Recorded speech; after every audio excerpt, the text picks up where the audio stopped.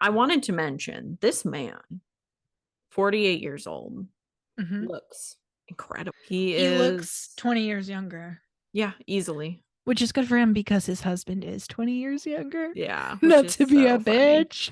Welcome to Please Bless This Podcast, the podcast where two sisters talk about all things Mormon and pop culture, and sometimes, oops, didn't think that one out. What are we talking about? We're talking about the documentary film Mama's Boy on HBO Max. Came out in 2022. Based on the memoir of Dustin Lance Black, who grew up Mormon.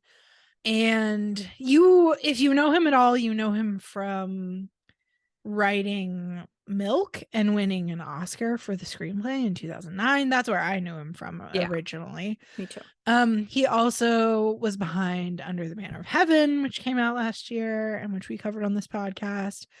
He was a writer for Big Love, which I didn't know Me until neither. watching this. I hadn't realized he was part of that. So yeah, Hollywood guy, screenwriter, creator, producer, director guy. And he wrote a memoir about his life. His mom, it's really centered around his mom and her story and them kind of coming together when he came out to her in adulthood and her like coming around and being a supportive mom. Yeah. And they lived quite a life. She lived quite a She life. lived quite a life. So his mom, Anne, grew up in the South in Louisiana, I believe, and she had polio as a little girl. And she ended up being paralyzed from the chest down, Yeah. from a young age, and never let it hold her back. She was a total badass. Like, Uh-huh. I'm gonna do whatever anybody else can do. She didn't want to use a wheelchair. She used crutches. She And decided she wanted to become a doctor and so yes, like was going to college studying to become a doctor. and she had been told as a girl, like, you are not going to live a normal life. Like, you should Mm-hmm. not expect to be married. Or no, that's not true. They were like, you should find a man to take care of you. Yeah. And they told her you cannot have children, like your body can't survive that. Yeah. And yeah, you're not going to be able to like get around, move through the world in the way that other people can. I Yeah. mean, to be fair, she was in the hospital. I wrote it down from 2 to 15. Yeah. I mean, she did have like so much physical trauma that she was dealing with. She like was in a coma for a long period of time.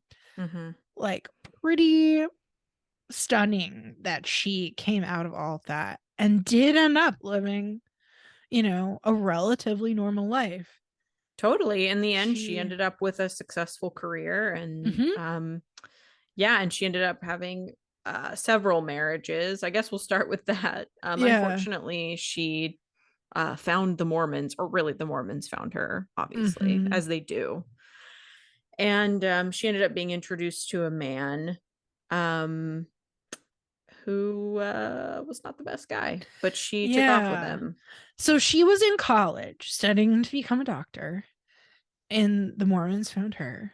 Mm-hmm. And one thing I thought was interesting that is mentioned is that one of the teachings that really persuaded her to join the church, there were two. One was your body will be made perfect in the next life after the resurrection. And she was like, yes, that's, what I Mm-hmm. want. Yeah. Um, and I can see that being a really compelling belief Mm-hmm. when your body has been through so much Mm-hmm. and you've been told for as long as you can remember that your body is like broken. Yeah. Um, but then they also told her like families are eternal. This sort of idea that even if you can't have children in this life, you can in the next. Yeah. And again, you can see why that would be like a beautiful belief to hold. But coming from the framework we are, where we're like, well, Mormonism isn't true, it's all made up, it is very manipulative. Right. And they Right? used those specific teachings on her, you Right. know? They're targeting their message to get her to be baptized, because that's what Mormon missionaries do. Right. Like, Mormon missionary work is inherently manipulative. The goal is to get people to do what you want them to do and to say what you need to say to achieve that end. Mm-hmm. And it's justified because you think you're doing something that's going to help them, Mm-hmm. because you're so indoctrinated and you believe the things that you're saying, right? Mm-hmm. But again, when you strip away the truth claims and recognize that they are false, it's pretty gross. For The kinds sure. of things that missionaries are doing to get people to be baptized. And it ended up, at the end of the day, she had like a loving family and a successful career and whatnot, but she had a really hard life Yes. because of the church. Right. She was put on a path.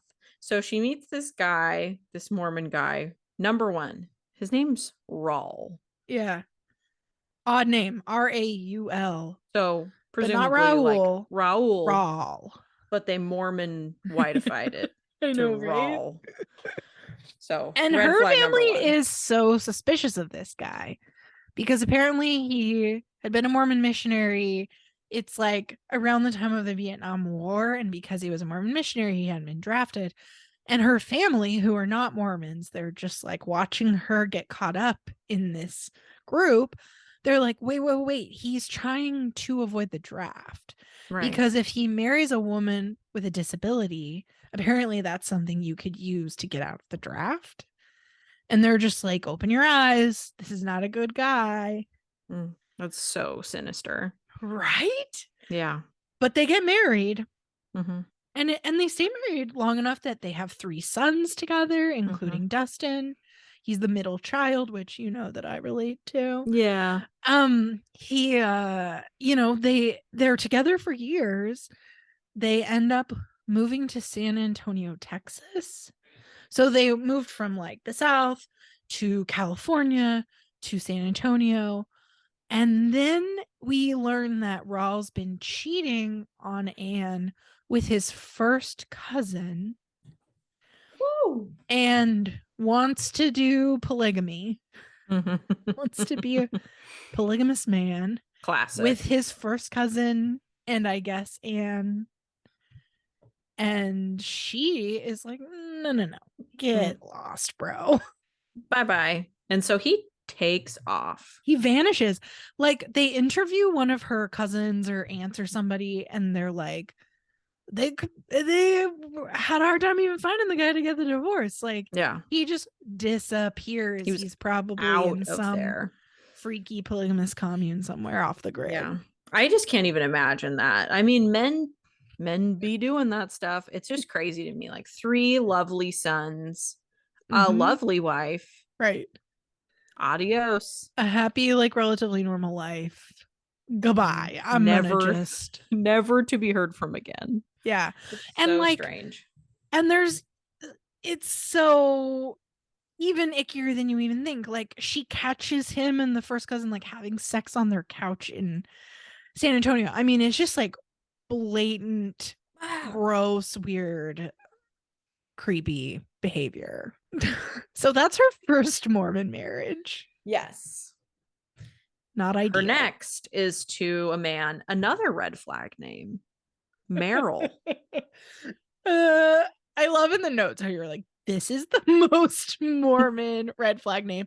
It's funny because we have a great uncle, Merrill. Of course we do.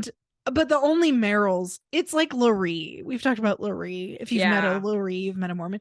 If you meet a Merrill, yes. Merrill J. Bateman, too, was the president of BYU when I was an undergrad. Another Merrill. Of course he was. Of course he was. Yeah, Merrill and Laurie. What a lovely couple.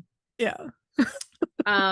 So yeah, then the church, or I don't know who sets her up with Merrill, but through the church she meets Merrill. Yeah. They make it seem like it's kind of arranged by the bishop. Yes, the bishop. You're right. Like, Merrill and Anne are both divorced single parents living in the same ward. And in a Mormon ward, that means you're a problem to be solved, right? Right. Like if you're single, you need to be made not single. That is Yes. truly the driving force of Mormonism. For So sure. they look at this woman and they're like, we ought to get her husband. Oh, we happen to have this guy here who's also divorced and a liability. Let's get them together.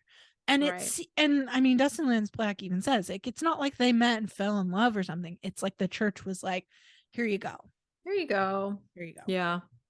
And they knew something was off because they never met Meryl's kids. Yeah. Yikes. Mm-hmm. His kids were just never around. And then, yeah, Meryl starts beating up on him and Mm-hmm. things start to fall into place. It becomes clear that he's not a good guy. There's one really crazy moment in the documentary where Dustin and his younger brother like go back to the neighborhood they grew up in and they talk about the day when they came home from playing outside and saw Meryl trying to kill their mother with like a butcher knife. Mm. And their older brother, who had at that point kind of become an absent figure in the family, comes storming in with like a baseball bat and beats the shit out of Meryl. That is not how their marriage ends, believe it or not. That's No. just an incident. They also find out Meryl tried to kill his first wife. Yes. Which is why they've never met Meryl's kids, because he has no access to them, because he tried to murder their mother. Not only that, the church knew that. The bishop knew that. Of course they The did. people who set Anne up with Meryl knew this about him and did not tell her. Not only that, she had gone to the bishop and said, he's hitting me and the kids, he's hurting us, and was told it's the woman's responsibility to create an environment where the man of the house can thrive, basically. Right. So, what can you do to create a space for him where he's not going to be feeling violent and filled with rage?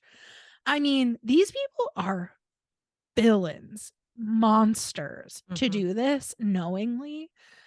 It is sickening. No. Like, it makes me think about what's in the news right now, the hate family in Enoch City, Utah, where the man murdered his wife, kids, mother-in-law, and then killed himself, ostensibly because she had filed for divorce. Right.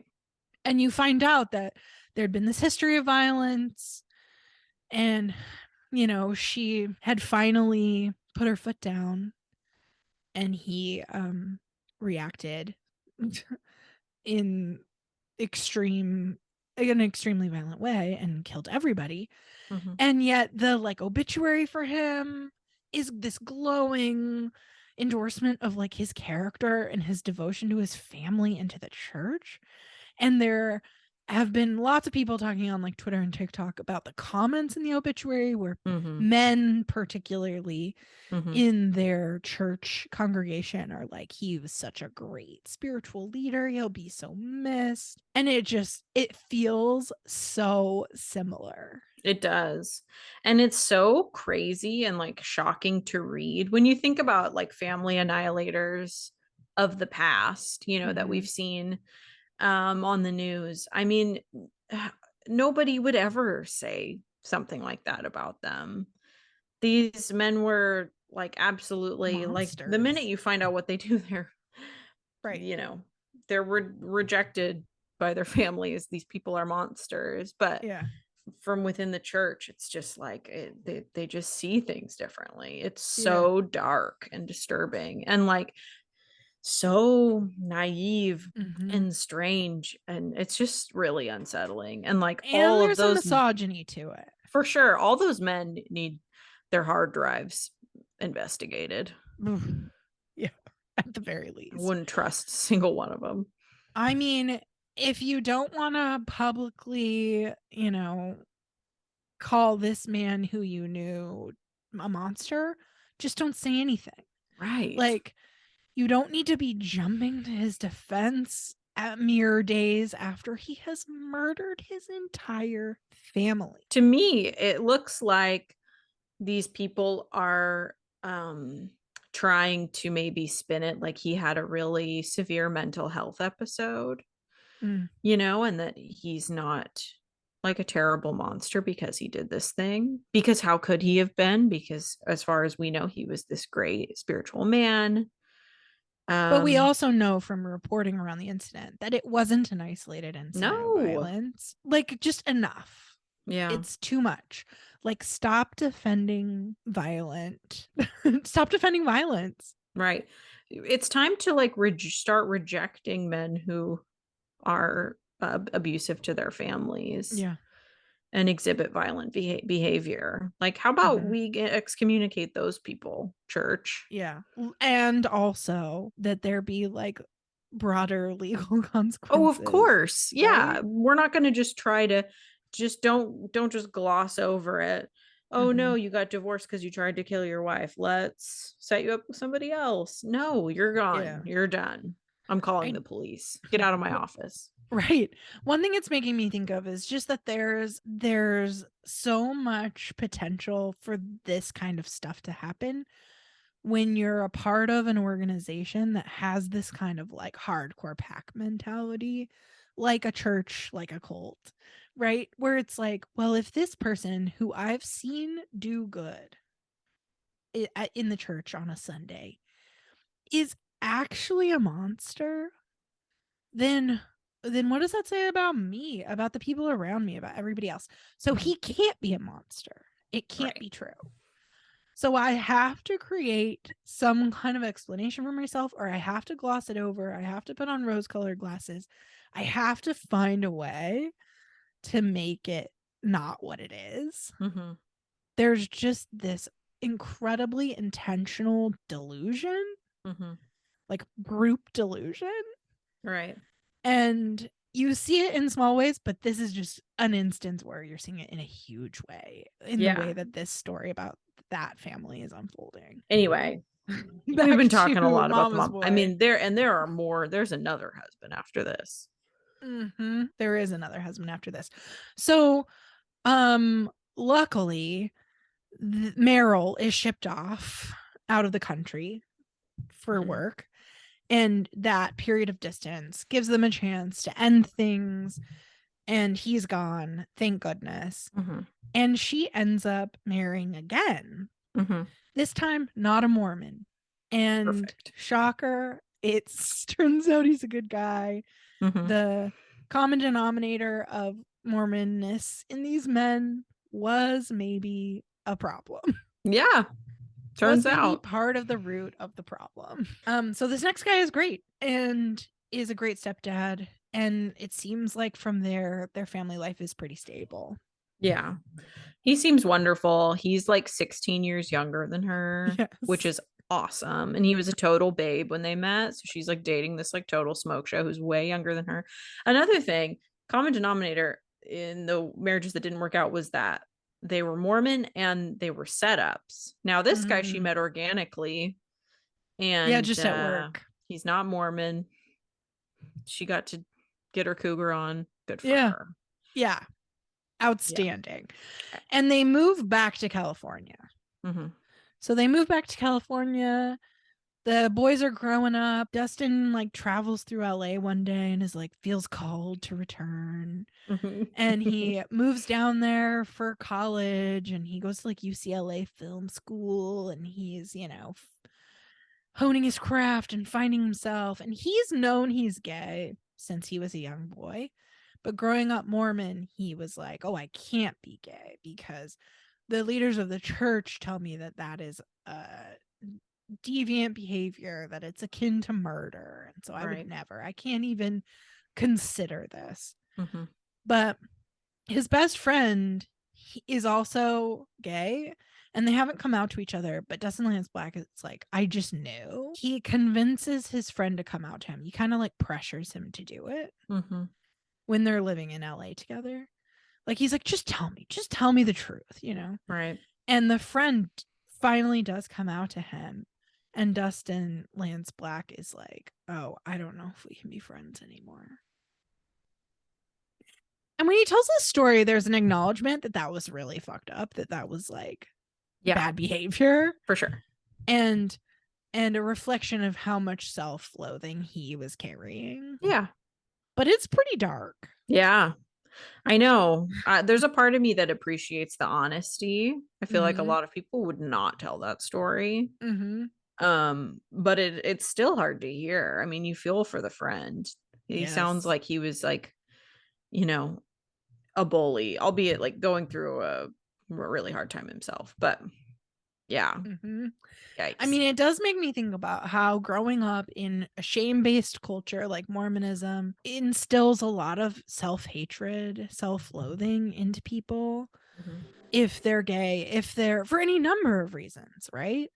And that kind of internalized self-hatred leads to really bad behavior, For leads to sure. really like leads you to treat others poorly because Yep. you hate yourself and the way you think about and talk about yourself internally talk about yourself is so negative and dark that like kind of seeps out into how you treat others. There are so many problems with these like frameworks of thinking because they create people who engage in behavior that otherwise they wouldn't. If you didn't have that internalized self-hatred, you would never do that to a friend.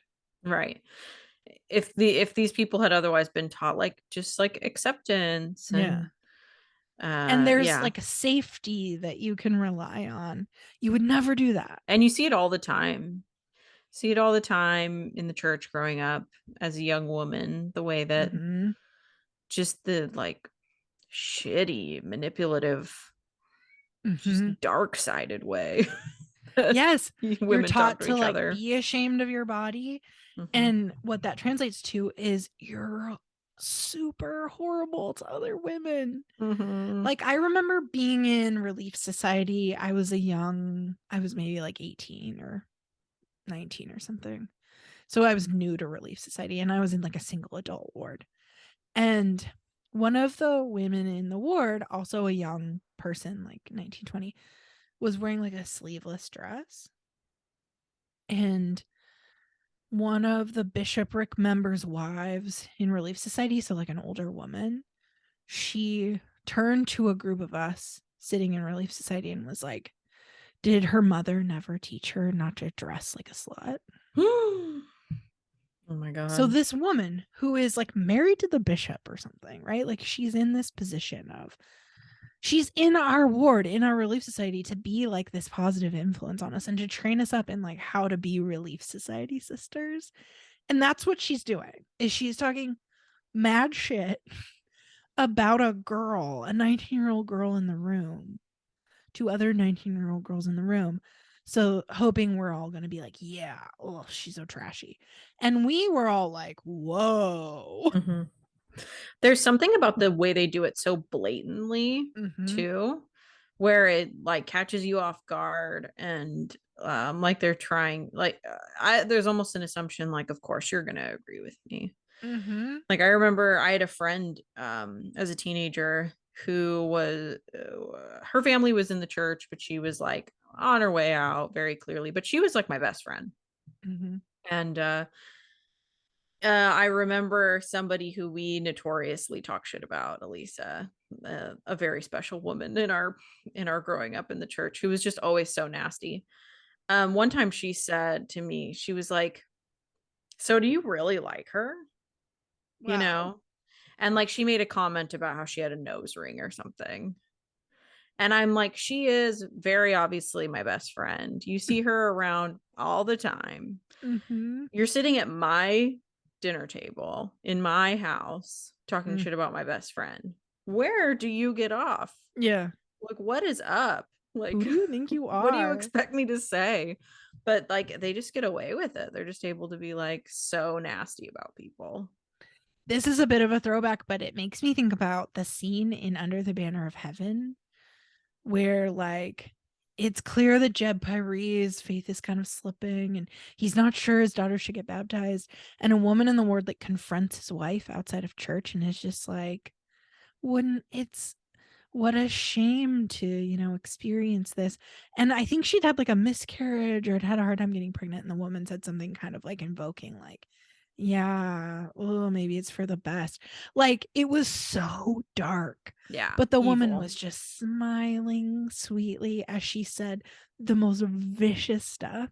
And I was like, this is too real. A Mormon wrote this scene. But yeah, credit to Dustin Lance Black on that one. He Mm-hmm. when I think it's our first episode, we talked about Under the Banner of Heaven, and he really did a great job putting together a team to really expertly depict a lot of things in Yeah. Mormonism. Capture the Mormon ethos. Yes, for sure. So, where were we? Oh, yeah. So So he's living in LA with his friend. His friend comes out to him. Eventually, Dustin Lance Black also comes out. yeah, and then he's out and he's gay and he's, trying to figure out what that's all about, and he's keeping it a secret from his family. And that's really hard. He's getting more distant from his mom. Mm-hmm. And but he does eventually come out to her. He has the sense that his mom knows. Mm. And she's disapproving, even though they're no longer practicing Mormonism, that stopped after Merrill left. Mm-hmm. She's maintained this kind of faithfulness and conservativeness. And so he knows she disapproves of the gay lifestyle, right? Yeah. And he's in her home and she says something about don't ask, don't tell, because that had just been passed by Right. President Clinton. And he saw it as this very disturbing policy that shoves gay people into the closet even deeper. And she was talking about how good it was, Mm-hmm. like we don't need to hear from that people are gay. Like Right. they can be who they want to be, I guess, but like they don't need to shove it in people's faces, was essentially what she was saying. And he was like really disturbed by it because he kind of knew she knew that he was Yeah. gay Mm-hmm. and yet was choosing to have that conversation with him, which if it were me, I would feel like what she was saying to me was like, just keep it to yourself. Yeah, for And I sure. do feel like that's an experience I've known gay Mormon friends of mine to kind of have, is Mm-hmm. that their parents kind of don't want to know, don't want to hear, don't want to Mm-hmm. see. Yeah. And that can be, I'm sure, so incredibly painful. So Mm-hmm. that's kind of the exchange that they have. But then she says to him, kind of acknowledges it and is like, how could you have chosen this for yourself? Mm-hmm. So it's not a positive story. His coming out wasn't well received. He does say in that moment to her, like, why would you have chosen to have polio and walk with these braces? Yeah. Sort of as like a counterpoint to her question about Right. why would you choose to be gay. I found that comparison a little odd. Mm-hmm. Maybe because it is like a rhetorical tactic the church has taken when talking about gayness, is they'll say like it's like being born with a disability, Mm-hmm. and just like if you have polio and walk with leg braces, after the resurrection your body will be made perfect and you will no longer have this handicap or be gay. Right. And that is a problematic teaching, right? Yeah. And like perhaps at this point in his like life and in coming out, maybe he still felt like um he still wished he wasn't. I mean, obviously he's having this really hard conversation with his mom that isn't going very well. Yeah. It's like the person he cares about most in the world. I'm sure that he would have rather not. But, But even uh in the retelling, there's right. no It's kind of not how acknowledgement that that was not a perfect corollary. yeah, So it did kind of, it gave me pause for a minute. I was for like, sure. And his delivery of that message in the documentary is a little bit like, and I said this thing to her that yeah. laid her out on her ass. And isn't it Yeah. so cool? And it's just like, that's I yeah. mean, I do think, let's just say, we're both fans of Dustin Lance Black and his work, Yes. um and recognize the value of this documentary. So we're not gonna shit talk it. No. But there is something about the way he delivers some of these moments, because Yeah. he's the main narrator, He has just a very confident delivery of some things that are troubling, like the story about the best friend who he like pushed to come out and then turned on, or saying this to his mom, a thing that could be a sort of a harmful idea to some people hearing it. For sure. And I do think there's something about having him be the main narrator that introduces moments of like, I don't know if this is quite working. Right. Yeah. I think it probably works better in the context of a memoir, a written memoir. Yeah, I had the same thought. It literally having his face, his voice, him looking at, down the barrel. It adds a little something where you're just like, I don't know, Dustin. I don't know, Dusty. But yeah, we are definitely not shit talking Dusty. We're fans. No. I wanted to mention this man, 48 years old, looks incredible. Yeah, he does. He looks 20 years younger.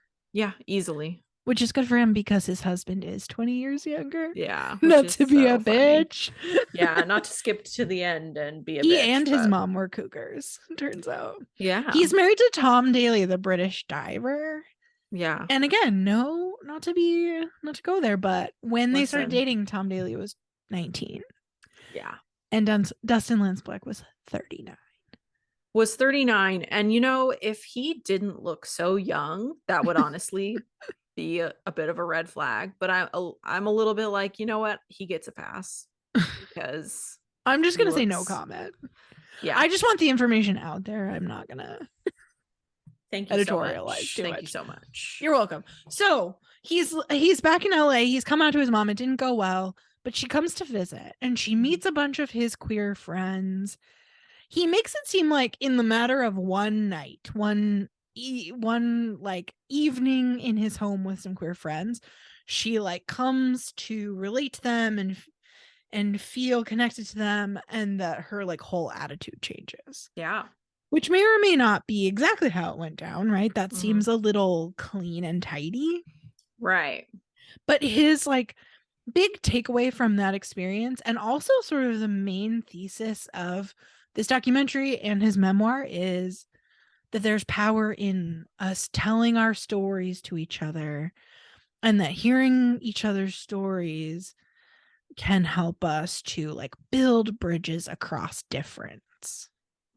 So his mom heard these stories and her perspective changed towards him and towards the LGBTQ community. I'm not saying that that's not true or a good point. It does get a little like over romanticized in a couple of points. Yeah, definitely.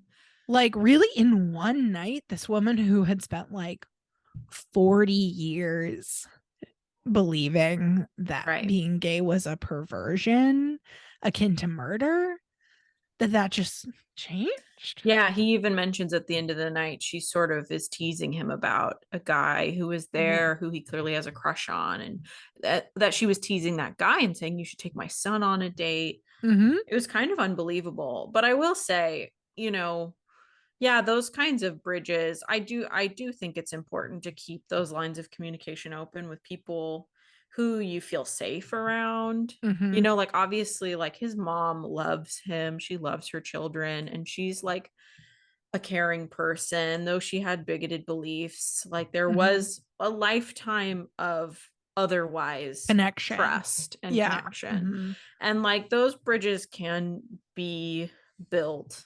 in lots of cases in people's lives, but like generally with people that you trust, that you have a pre-existing. Yeah, I don't want to be too cynical about it, but I also don't want to be like naive about it. And there are times where I feel like this story crosses that line into being a little bit like naive or over romanticized.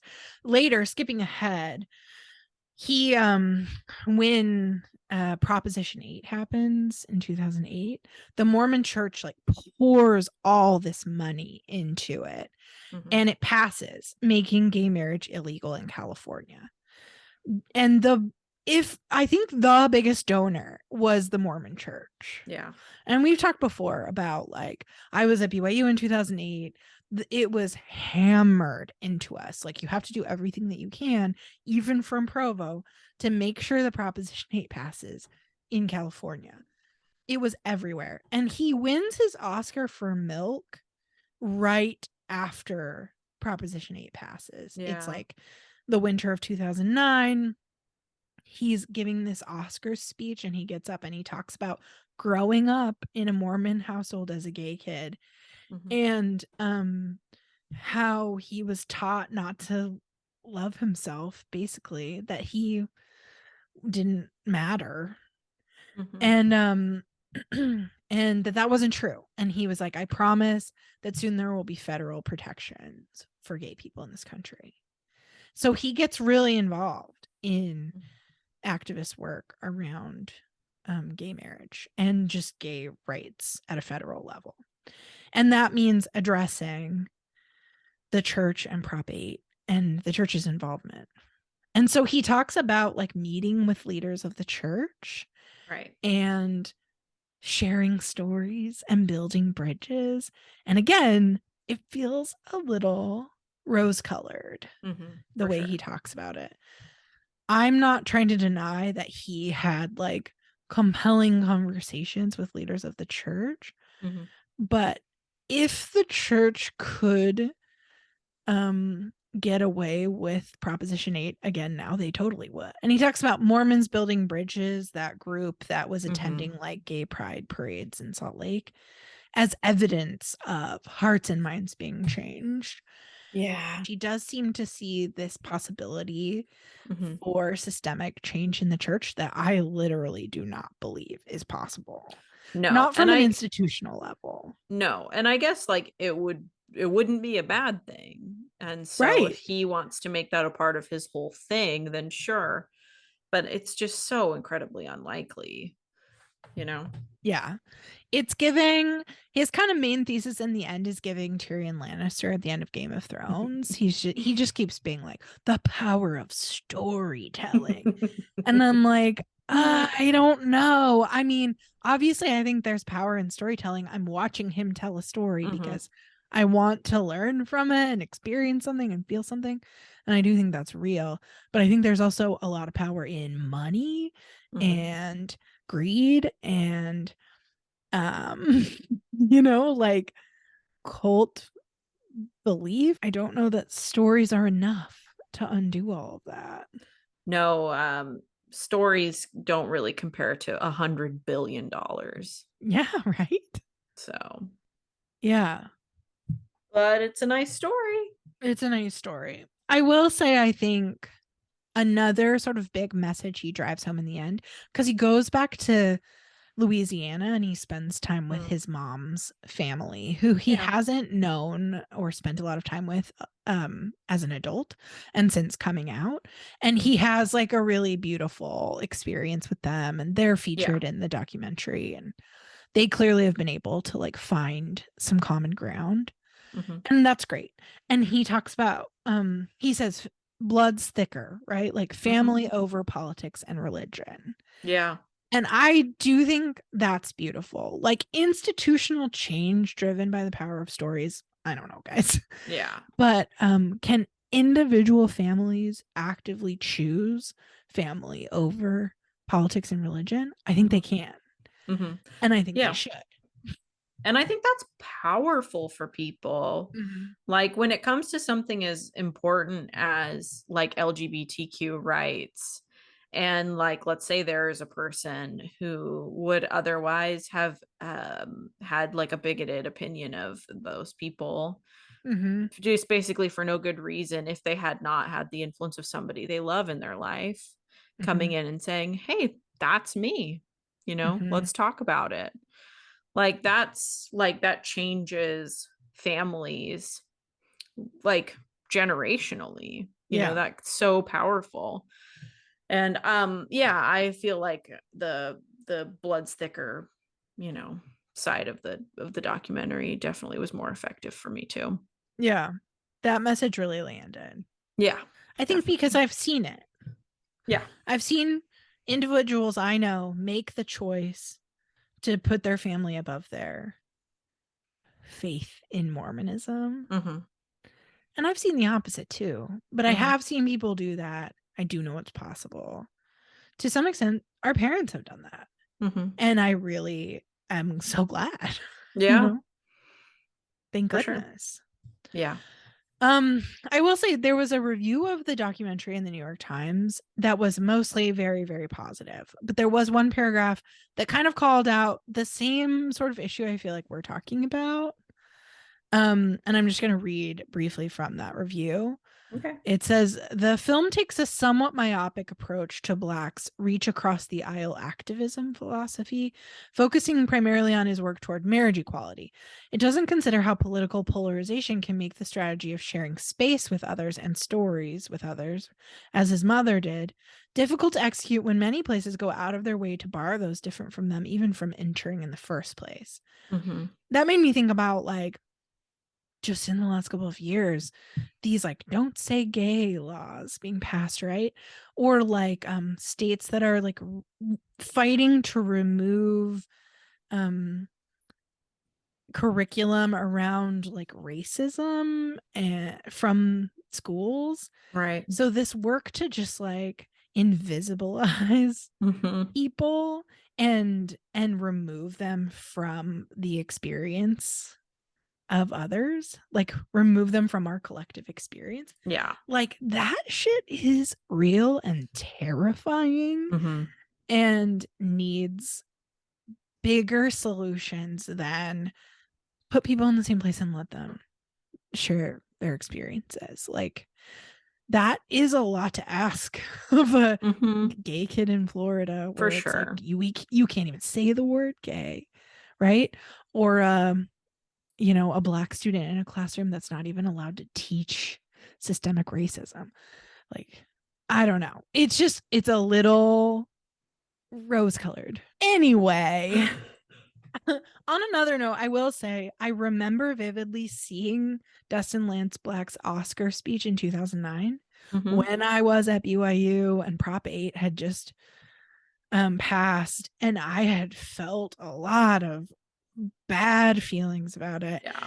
And I remember hearing him mention being Mormon and just perking up like, oh my gosh, this person who just wrote the screenplay for Milk is a Mm-hmm. Mormon.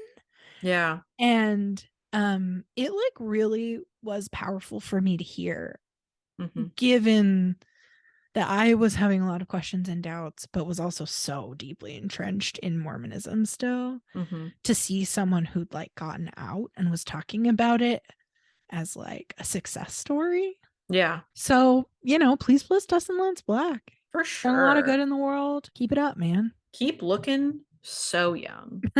Keep up the fillers, whatever you're Oh my doing. god. You got a great ratio. Uh-huh. Whoever your doctor is, no Yeah. offense. No offense. No, it hasn't crossed that line into like, ooh, it's looking a little cartoonish. Like it's No, really, yeah, you're a keeping it beautiful tight. man. Please bless his mom, who has since passed. Yeah. What a woman. Yeah, she's a baller. Yeah. And, please bless this podcast. Amen.